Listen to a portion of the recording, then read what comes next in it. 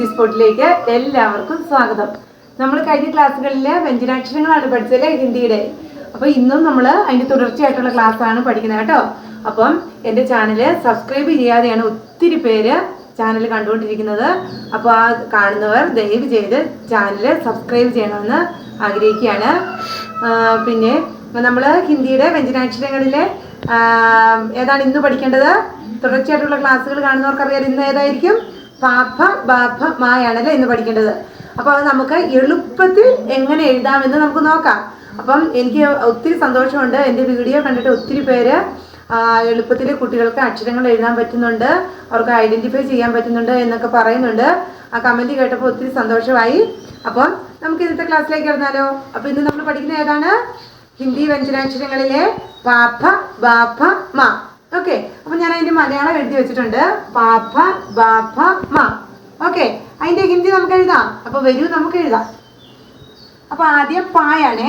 പാ എഴുതാനുള്ള എളുപ്പ വഴി, നമ്മൾ യു പഠിച്ചിട്ടുണ്ടല്ലോ, ABCDയിലുള്ള യു.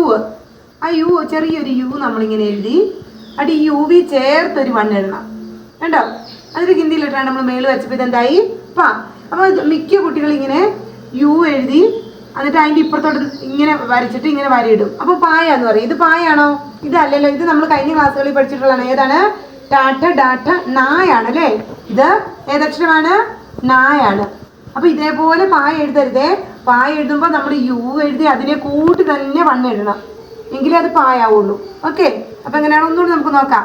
യു എഴുതി അതിനെ കൂടി തന്നെ ഒരു വണ്ണിട്ടു, അതിൻ്റെ മേളിൽ വരച്ചു. ഇതെന്തായി? പായ. ഇനി അടുത്ത് ഇപ്പായ അല്ലേ. അത് എഴുതി ഇതേപോലെ തന്നെ നമ്മൾ യു എഴുതി അതിൻ്റെ കൂടുതൽ വണ്ണിട്ടു. എന്നിട്ട് എന്ത് ചെയ്യണം? ഒരു എന്ന് ഉണ്ടോ, ഇങ്ങനെ ഒരു എന്നും എഴുതി എന്നിട്ട് മേളിൽ വരച്ചു. എന്തായി? പായ. ഒന്ന് നോക്കാം. യു എഴുതി യുവിനെ കൂട്ടി ഒരു വണ്ണിട്ടു, അതിൻ്റെ കൂടുതൽ തമ്മിൽ നമ്മൾ അതിഥി തന്നെ എന്ത് ചെയ്യണം? ഒരു എന്ന് എഴുതി ഉണ്ടോ, എന്നിട്ട് മേളിൽ വരച്ചപ്പോൾ എന്തായി? പായ.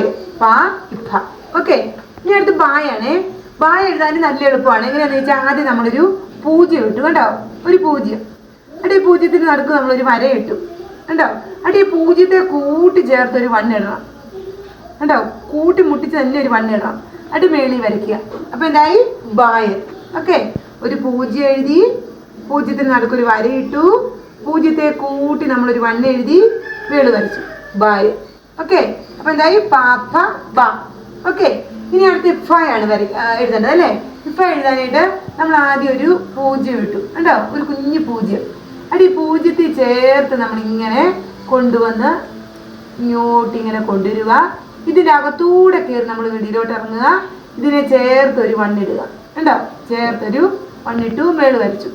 ഫായ. ഓക്കെ, ഇങ്ങനെയാണ് ഒരു ടൂ പോലെ ഇങ്ങനെ എഴുതി വന്ന് ഇതിൻ്റെ അകത്തൂടെ കയറി നമ്മൾ വെളിയിലിറങ്ങി ഒരു വണ്ണിട്ട് അതിനെ മുട്ടിച്ചു, മേള് വരച്ചു. അപ്പോൾ ഇത് നമ്മൾ കഴിഞ്ഞ ക്ലാസ്സുകളിൽ ഞാൻ പറഞ്ഞ പോലെ തന്നെ നമ്മൾ ഈ അക്ഷരവും എഴുതുമ്പം മൊത്തം കൂട്ടി വരയ്ക്കില്ലെന്ന് പറഞ്ഞല്ലേ. താത്ത ദാ ഇത്ത എഴുതുമ്പോൾ മൊത്തം കൂട്ടി വരയ്ക്കില്ലെന്ന്, ഇത്രയേ വരയ്ക്കാവുള്ളൂ. അതുപോലെ തന്നെ താ ഇത്ത അത് എഴുതുമ്പോൾ ഇതല്ല ഇത്തായ, അത് എഴുതുമ്പോൾ ഇത്രേ എഴുതാവുള്ളൂ എന്ന് ഞാൻ പറഞ്ഞിട്ടുണ്ടല്ലേ. ഈ രണ്ട് ലെറ്ററിൻ്റെ ഞാൻ പറഞ്ഞു ഇത്രേ വരയ്ക്കാവുള്ളൂ. അതുപോലെ തന്നെയാണ് ഇഫായ എഴുതുമ്പോഴും എന്താണ്? ഇത്രയേ വരയ്ക്കാൻ പാടുള്ളൂ. മൊത്തത്തിൽ ഇങ്ങനെ മൊത്തം വരച്ച് വെക്കാൻ പാടില്ല. എന്താ ഇത്രയേ വരയ്ക്കാവുള്ളൂ? നമ്മൾ ഇതിൽ ഇവിടെ വരയ്ക്കാൻ പാടില്ല, ഈ വണ്ണ് വന്നിക്കുന്നിടത്ത് മാത്രമേ വരയ്ക്കാവുള്ളൂ. ഓക്കെ, അപ്പോൾ ഇനി അടുത്ത അക്ഷരം ഏതാണ് നമുക്ക് പഠിക്കാനുള്ളത്? അടുത്ത അക്ഷരം മായ. മായ എഴുതാൻ നമുക്ക് എളുപ്പമാണ് കേട്ടോ. മായ എഴുതാനും ഒരു വണ്ണ് ഇടുക കണ്ടോ, ഒരു വണ്ണ് എഴുതി ഈ വണ്ണിൻ്റെ താഴേന്ന് ഇങ്ങനെ അകത്തോട്ട് കയറിയിട്ട് ഒരു പാലം പോലെ ഇങ്ങനെ വരിക. എന്നിട്ട് ഇതിനെ കൂട്ടിച്ചേർത്തൊരു വണ്ണിട്ടു മുകൾ വരച്ചു. ഓക്കെ, മായ. ഇങ്ങനെയാണ് ഒരു വണ്ണ് എഴുതി വണ്ണിൻ്റെ അടിയിൽ നിന്ന് ഇങ്ങനെ അകത്തോട്ട് കയറി വെളിയിലോട്ട് ഇറങ്ങി പാലം പോലെ വന്നു. എന്നിട്ട് അതിനെ കൂട്ടിച്ചേർത്ത് ഒരു വണ്ണിട്ടു എന്നിട്ട് മുകൾ വരച്ചു. ഏതായി? മായ. ഓക്കെ, പിന്നെ നമ്മൾ പഠിച്ച ഏതാണ്? പാപ്പ ബാപ്പ മാ. ഓക്കെ, ഒന്നുകൂടി നോക്കാം നമുക്ക്. യു എഴുതി യുവിനെ കൂട്ടിച്ചേർത്തൊരു വണ്ണിട്ടു പായ. ഓക്കെ, യു എഴുതി വണ്ണിട്ടു, അതിലൂടെ തന്നെ നമ്മളൊരു എൻ എഴുതി മേള് വരച്ചു. പാ ഭ. ഓക്കെ, ഇനി അടുത്ത് ബായ. ഒരു പൂജ്യം ഇട്ടു, പൂജ്യത്തിന് നടുക്കൊരു വര ഇട്ടു, ഇതിനെ പൂജ്യത്തെ കൂട്ടി ചേർത്ത് ഒരു വണ്ണിട്ടു മേള് വരച്ചു. ബായ. ഓക്കെ, ഇനി ഇപ്പം എഴുതാൻ ഒരു കുഞ്ഞു പൂജ്യം പോലെ വന്നു, ഇതിൻ്റെ അകത്തൂടെ കയറി വെളിയിലിറങ്ങി ഒരു 1 ഇട്ടു, ഫായ്. അതിൻ്റെ ഇത്രേ വരയ്ക്കാവുള്ളൂ കേട്ടോ, ഫായ്. ഇനി മായ, ഒരു 1 എഴുതി, അകത്തൂടെ കയറി പാല വിട്ടു, ഒരു 1 ഇട്ട് കൂട്ടിമുട്ടിച്ചു, വേള് വരച്ചു, മായ. ഓക്കെ, പാപ്പ ബാപ്പ മ. ഓക്കെ, എല്ലാവർക്കും എഴുതാൻ പിടിയിട്ടില്ലേ? അപ്പോൾ എല്ലാവരും ഇത് എഴുതി നോക്കണം. ഇത് എഴുതി നോക്കുന്നതിന് കൂടെ തന്നെ നിങ്ങൾ കാ തൊട്ട് ഉള്ള അക്ഷരങ്ങൾ എഴുതി നോക്കണം കേട്ടോ. കാ തൊട്ട് മാ വരെയുള്ള അക്ഷരങ്ങൾ എഴുതി നോക്കണം.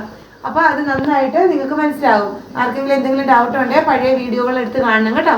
അപ്പോൾ കാണുമ്പോൾ ഇതെങ്ങനെ എഴുതുന്നതെന്ന്, എളുപ്പം എഴുതുന്നതെന്ന് മനസ്സിലാവും. ഓക്കെ, അപ്പോൾ അടുത്ത ക്ലാസ്സിൽ നമുക്ക് യാരാലാപ പഠിക്കണം.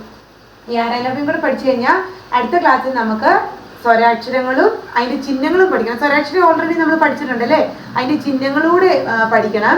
അതിനുശേഷം വേണം നമുക്ക് വ്യഞ്ജനാക്ഷരങ്ങളുടെ കൂട്ടത്തിൽ സ്വരാക്ഷരത്തിൻ്റെ ചിഹ്നം ചേർത്ത് എഴുതി പഠിച്ചതിന് ശേഷം വേണം വായിക്കാൻ പഠിക്കാൻ. ഓക്കെ, അപ്പോൾ നമുക്ക് ഓരോ ക്ലാസ്സുകളിലും മുന്നോട്ട് ഇങ്ങനെ കാണാം കേട്ടോ. അപ്പം എല്ലാവരും എൻ്റെ വീഡിയോ ഇഷ്ടമായെങ്കിൽ ലൈക്ക് ചെയ്യുക, ഷെയർ ചെയ്യുക, ആദ്യം തന്നെ ചാനൽ സബ്സ്ക്രൈബ് ചെയ്യുക. ഓക്കെ, അപ്പം എല്ലാവരും എഴുതി നോക്കണം കേട്ടോ. Okay, thank you.